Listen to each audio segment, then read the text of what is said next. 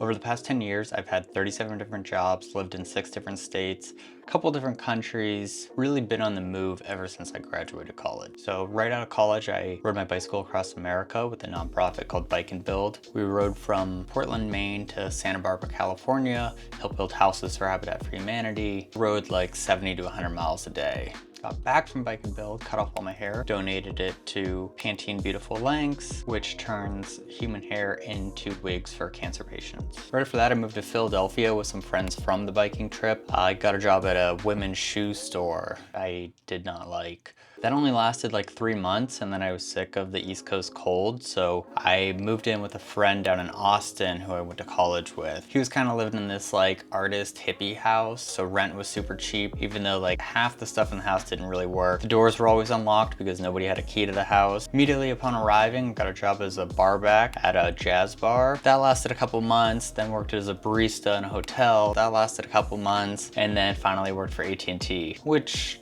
was kind of awful. I moved in with my friend Erica for the last couple months of being in Austin. I crouched on her couch so I could save money to backpack Europe. The whole trip was kind of just like done on a whim. I basically just found a $280 ticket to Denmark and bought it with no plan. I made my way down to Southern Europe, hit a few countries on the way, and then walked the Camino de Santiago, which is a 500-mile trail that goes across Spain. Stayed in hostels pretty much the whole time, and when I wasn't doing that, I was couch surfing with strangers I met on the internet. Came back to Pennsylvania, did odd jobs, and then at the end of the summer, I helped my cousin and his family move from Pennsylvania to Oregon. Went up to Portland for a little bit, couch surfed with some people there. This is not even the first picture of me with a huge slug.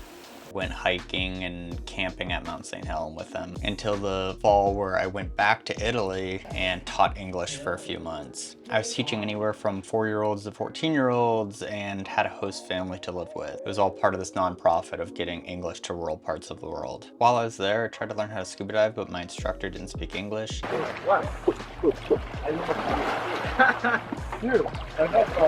And actually the English teacher that I was helping work with didn't speak English either. No English. When I got back from Italy, I helped a friend move from Pennsylvania to Florida, then went back to Austin until about halfway through the summer. This time I lived with my friend Erica again, but we built this like micro bedroom in her living room where we basically just like hung a curtain across the back wall, and I had a little cot and dresser back there. My goal has always been to keep expenses really cheap when I'm living somewhere so that I could save money for the next trip, which this time the next trip was working with another nonprofit called MS Run the US, which is a tag team relay run across America from LA to New York City. I was part of a road crew where I would take care of these runners. These people would run a marathon a day for a week and then pass it off to the next person, and they would do this all the way across America. Afterwards, I really wanted to move to New York City, but then I accidentally moved to Portland, Oregon, which only lasted 10 days because I realized I really liked visiting the city more than I liked actually living there. It was just too slow moving for me. So I moved to Pittsburgh with a couple college friends and had random jobs. I worked at a sandwich shop for a little bit, was a host at another restaurant, a valet. I was really trying to figure out where I wanted to set my roots next, and my heart was set on Tucson, Arizona, till someone I met from MS Run the US offered me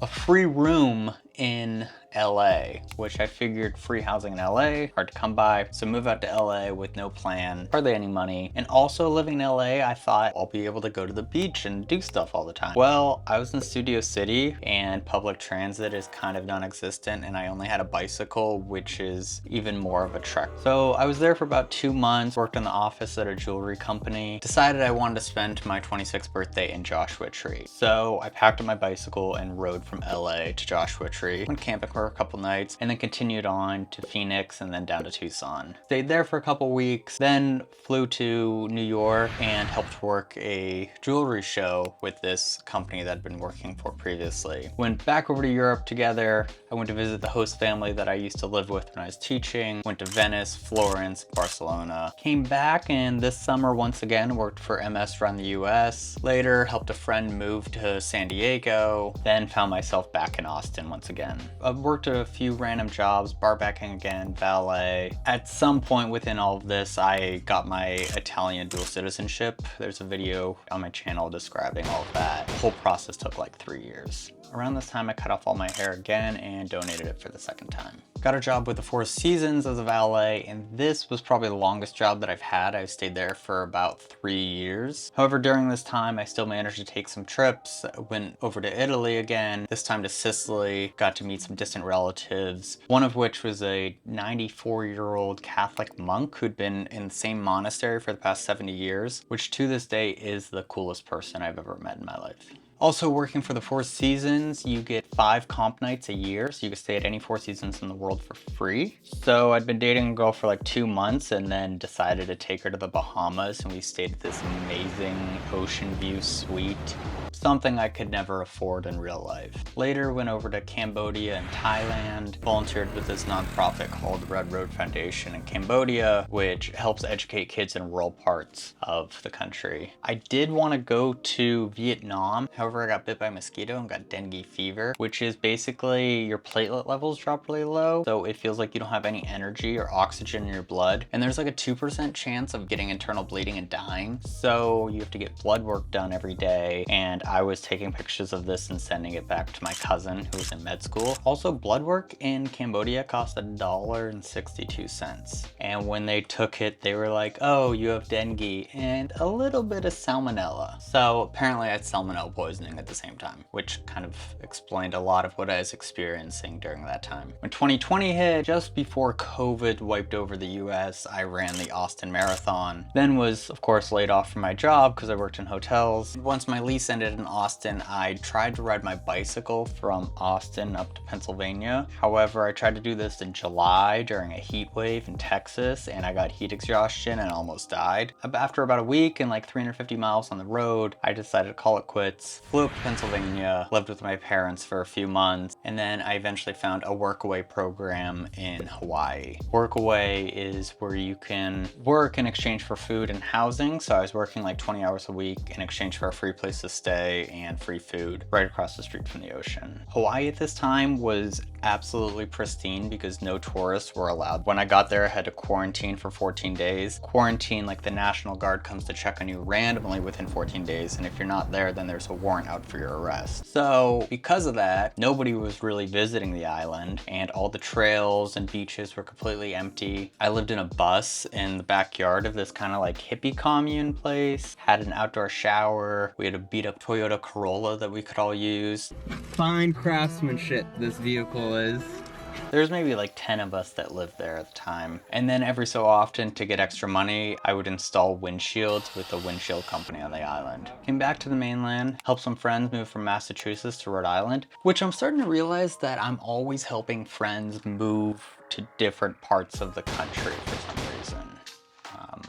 Then I moved back to Austin for about a year. During this time, got my yoga teacher certification, worked a valet job again at some other high-end hotel, cut off all my hair again, this time donated it to Wigs for Kids, and bought my dream car, 1985 Volkswagen van again. If you're familiar with these, you either become a good mechanic or go broke. Didn't know a thing about working on vehicles, so I learned everything about this, rebuilt it, also built out the inside in the Lowe's parking lot because I didn't have a spot to work on it. Made kitchen cabinet, a little sink, and then took it on a 4-month cross-country journey. Went from Texas up to Maine, over to Wyoming, down to Arizona, into Texas. The whole trip took like 4 months, back roads the entire way because the van can't go over 60 miles an hour. And visited about 15 national parks. Got back to Austin, pretty much completely flat broke. The van was also kind of starting to break down. I got a job at a soup and sandwich shop for a little bit, and then helped open a new hotel in Austin. Over the course of these years, I had still always dreamed of living in New York City. I decided that this was the year I was gonna make it a reality. So I sold everything I owned, including my van, to a good friend in Montana. However, on the tow truck on the way up there, the truck rolled and the van got completely totaled. The blessing in disguise was I got a fat insurance check the same week that I was moving into this apartment here in New York. In a way, the van sacrificed its life so I could have mine. And that's pretty much it. I know I said 37 jobs, and throughout the course of this, there were some other random ones. Like I worked at a pizza shop for a couple days. I worked at Starbucks for I think 2 days. An art studio where I painted murals and giant sculptures. And music festivals. And if you watched up to this point, I'd like to say thank you for watching. If you enjoyed it, hit subscribe and like. 2024, I have a lot of trips and adventures planned. Looking back over the past 10 years, I really hadn't planned any of that. Life just kept happening chaotically and randomly. So I can only imagine what's gonna happen this next decade.